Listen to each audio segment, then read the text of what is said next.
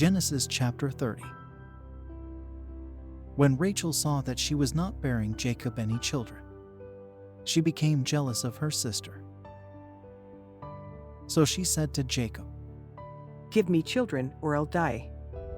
Jacob became angry with her and said, Am I in the place of God, who has kept you from having children?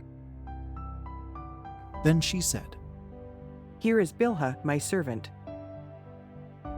Sleep with her so that she can bear children for me, and I too can build a family through her." So she gave him her servant Bilhah as a wife. Jacob slept with her, and she became pregnant and bore him a son. Then Rachel said, "God has vindicated me, he has listened to my plea and given me a son." Because of this she named him Dan. Rachel's servant Bilhah conceived again and bore Jacob a second son. Then Rachel said, "I have had a great struggle with my sister, and I have won." So she named him Naphtali. When Leah saw that she had stopped having children, she took her servant Zilpah and gave her to Jacob as a wife. Leah's servant Zilpah bore Jacob a son. Then Leah said, "What good fortune." So she named him Gad. Leah's servant Zilpah bore Jacob a second son. Then Leah said, How happy I am. The women will call me happy. So she named him Asher. During wheat harvest, Reuben went out into the fields and found some mandrake plants, which he brought to his mother Leah. Rachel said to Leah, "Please give me some of your son's mandrakes."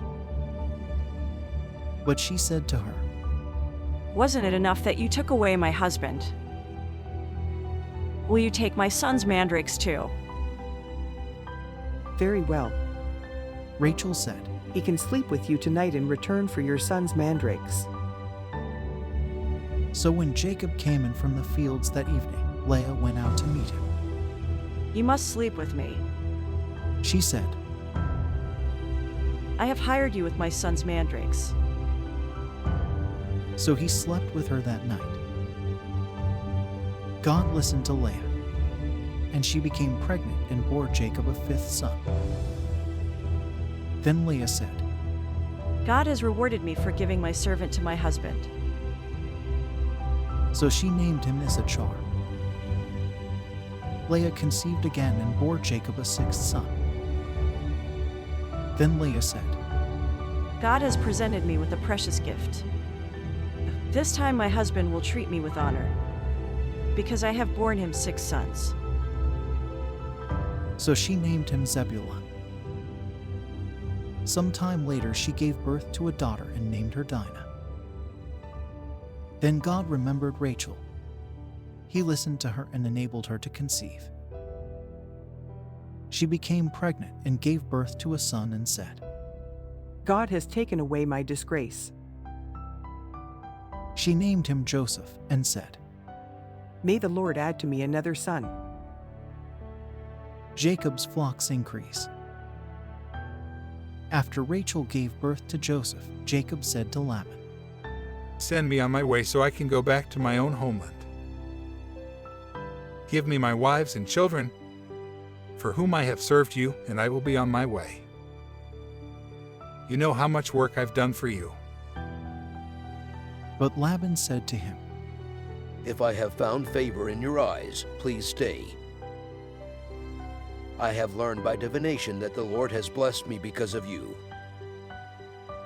He added, Name your wages, and I will pay them." Jacob said to him, You know how I have worked for you and how your livestock has fared under my care.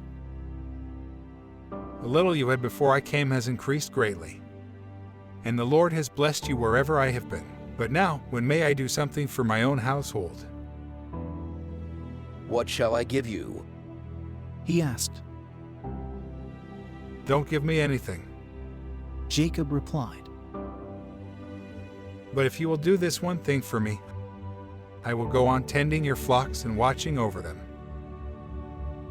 Let me go through all your flocks today and remove from them every speckled or spotted sheep, every dark-colored lamb, and every spotted or speckled goat.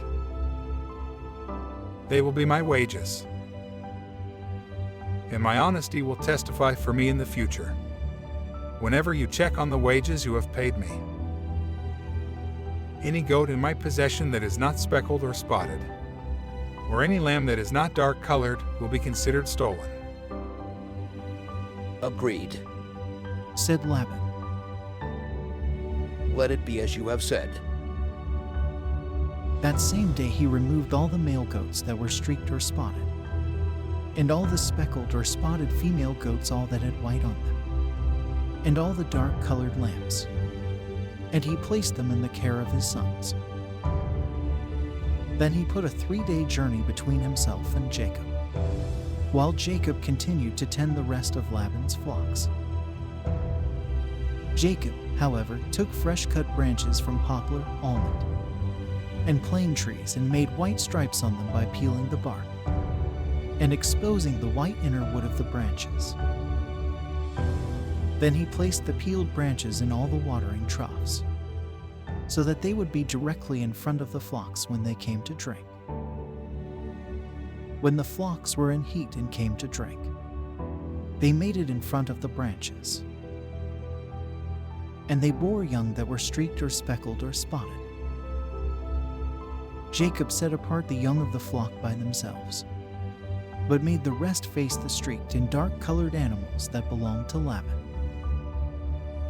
Thus he made separate flocks for himself and did not put them with Laban's animals. Whenever the stronger females were in heat, Jacob would place the branches in the troughs in front of the animals, so they would mate near the branches. But if the animals were weak, he would not place them there. So the weak animals went to Laban and the strong ones to Jacob. In this way the man grew exceedingly prosperous, and came to own large flocks, and female and male servants, and camels and donkeys,